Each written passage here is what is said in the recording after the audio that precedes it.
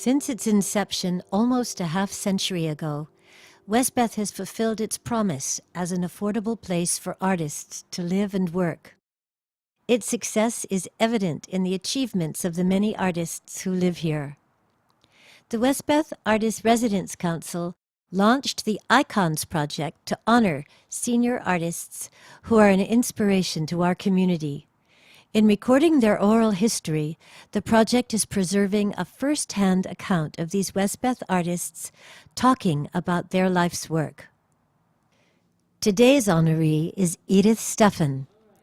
Edith has said that she jumped out of her mother's belly dancing and has always danced. Dancing came naturally to her. She studied modern dance with such celebrated artists as Martha Graham, José Limón, and Doris Humphrey. And she began to teach, both in her own studio and at Stony Brook. Edith formed a dance company, which as time went on took on a variety of names, from Edith Steffen Dance Connection to Edith Steffen Electric Currents. As a dance artist, she used multimedia early on, and she prided herself on the improvisational spirit that she embodied. Not wanting to be categorized, she did her own thing, and her playful, comic sensibility was often apparent. In the new millennium, Edith turned her attention to filmmaking. Her documentaries gave her the opportunity to express her personal views about art and politics. Terry Stoller has been compiling an oral history of Westbeth artists since 2013. She is in conversation today with Edith Steffen. Edith, it's really good to be able to talk to you about your life as a dancer and your work as a filmmaker. But first, let's go back to the beginning. You were born... Oh, I'm not so sure about that. ...in Salamanca, in upstate New York. And you've said that your mother had a really big influence on you and your political beliefs. Well, she had a wonderful influence on me, and not only my political beliefs, but just as a human contact. We really had a similarity. We were both the same size, and the similarity was that we both were risk takers. When she came to America from the Ukraine, and my father came from what was then the Hungarian Empire. And they had an arranged marriage, and that's when they decided to move to a place called Salamanca, only because my father had a landsman, somebody that he knew who was there. So, talking about risk-taking, when I was in Salamanca was the one town that was owned by the American Indians. But we became very good friends with the American Indians, and when we moved out of Salamanca, they came to visit us. So you moved to Buffalo? Well, we moved to Buffalo because Salamanca was too small a town for my mother, who may have not been schooled, but it didn't mean that she wasn't sophisticated. So actually, in many ways, Buffalo became another small town for my mother. But for me, as a child, I loved it. It was a wonderful place to be a child because of all the snow. We would build igloos, we had slime ponds, we would burn potatoes. I just remember it all very, it's like a wonderland for me. And also, it was a very interesting place to be brought up because it was the one place that it didn't seem in those ages segregated. They weren't the whites here and the blacks there. It looks like we all got mixed up, and I like that. I like getting mixed up. So you had a very multicultural beginning, I understand, but you did get to New York City. For me as I was growing up, I really realized that New York was the place to be. And we landed in Brighton Beach. And obviously we all moved into one room. So I know a little bit about what it is to be an immigrant. I'm first generation American. But we all four of us lived in this one room, but not very long, because my father also was ambitious, and he got us an apartment right away, and he had a job. So we could really appreciate, we could walk to the Atlantic Ocean. I'm only talking about how I got to dance because I was very physical. Everything that was physical was me. Somehow, I had to end up dancing. And you started studying in New York. So tell us a little bit about your studying with Martha Graham.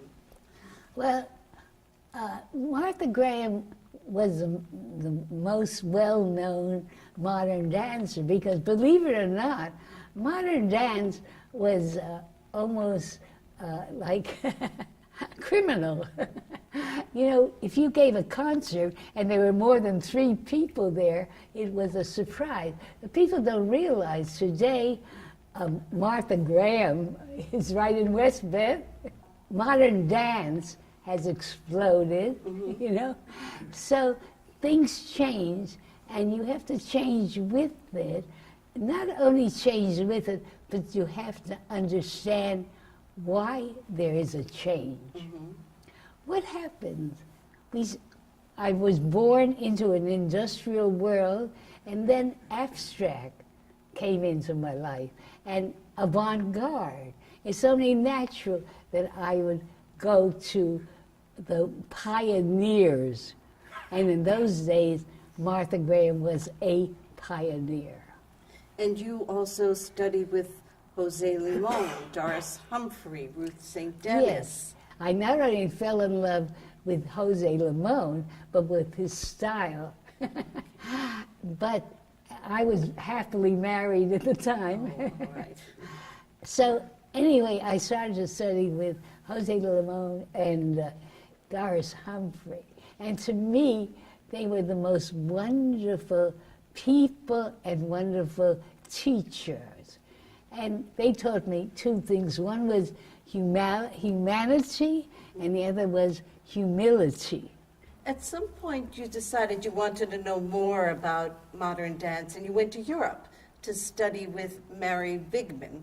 Right, but at that time I had gotten married in 1942. Yes. And it was a time that our relationship had allowed me to do whatever I want, which is to go to Europe and be supported with that idea. Because there are some marriages that want to hold you together. We had a very close relationship, but at the same time we allowed ourselves the freedom to do whatever we want and what was natural for us. It was natural for me once I decided to not only perform with my company, I also, before that, I was teaching a lot too. I wanted to ask you about your teaching. That was in the 50s, correct? You started in the 50s. And I wanted to know what your teaching theory was.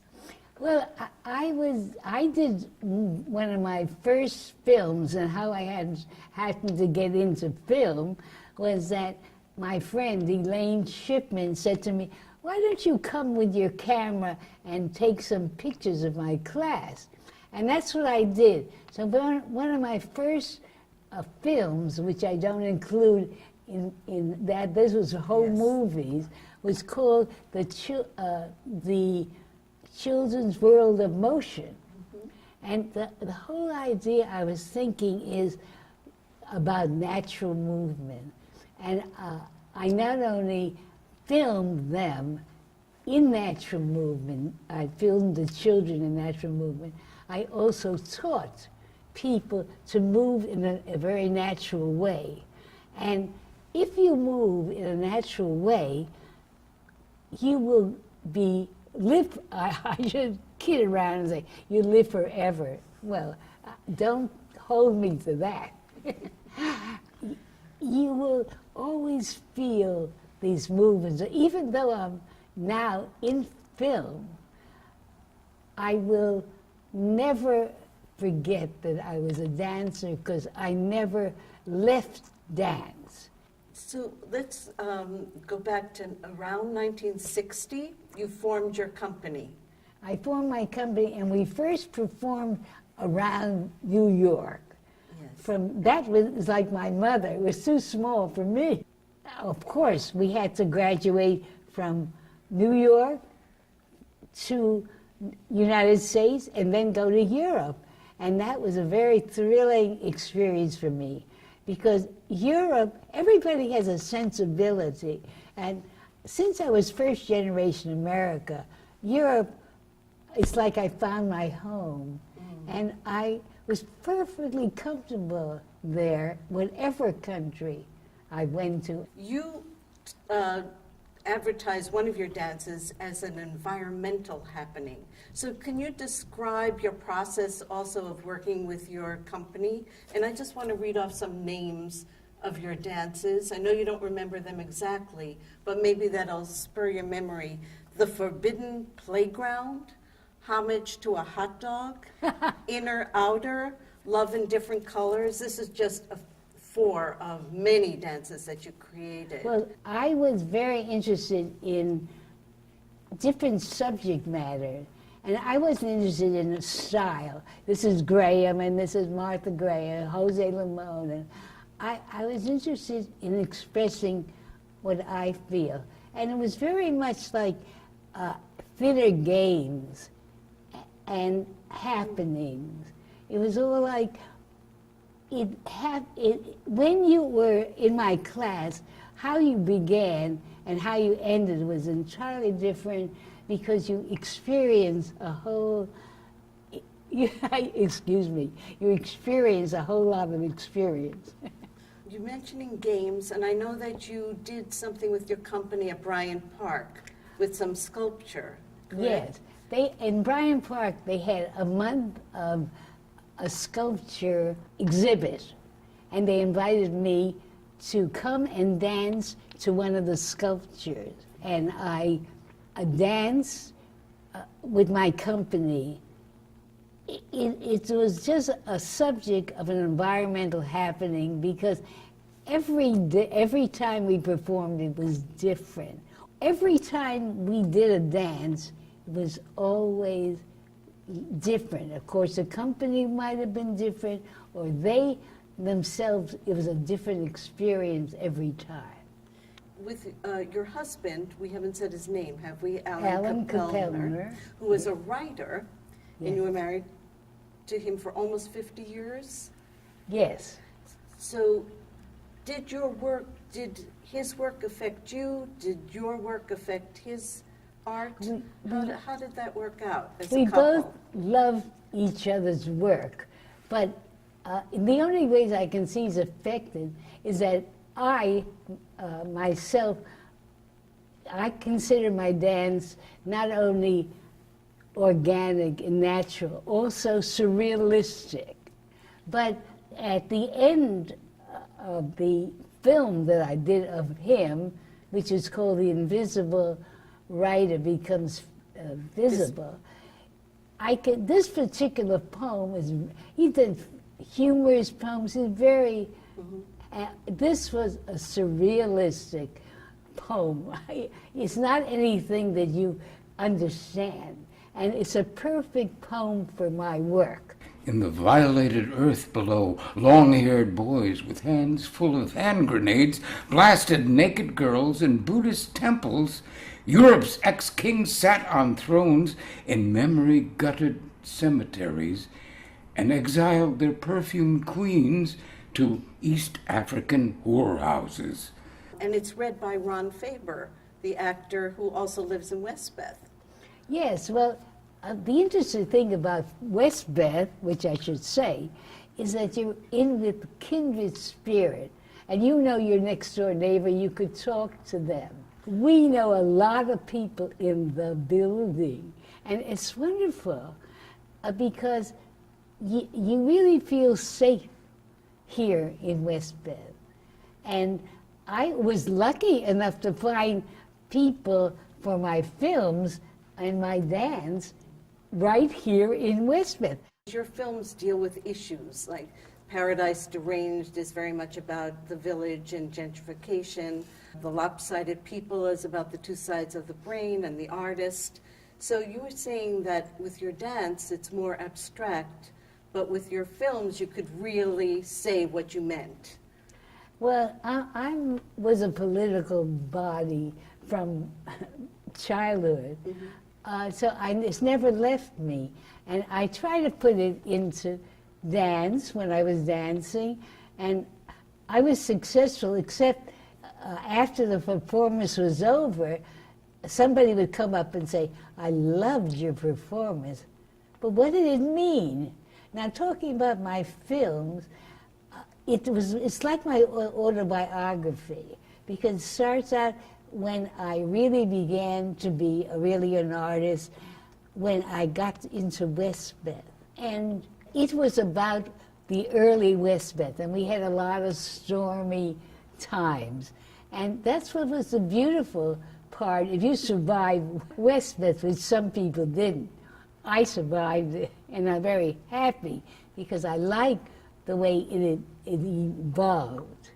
You have been thinking about an ode to Westbeth. What are some of the ideas that you had as a movement piece? To give an ode to Westbeth is a difficult thing because it's really something special, and each person experiences it in their own way.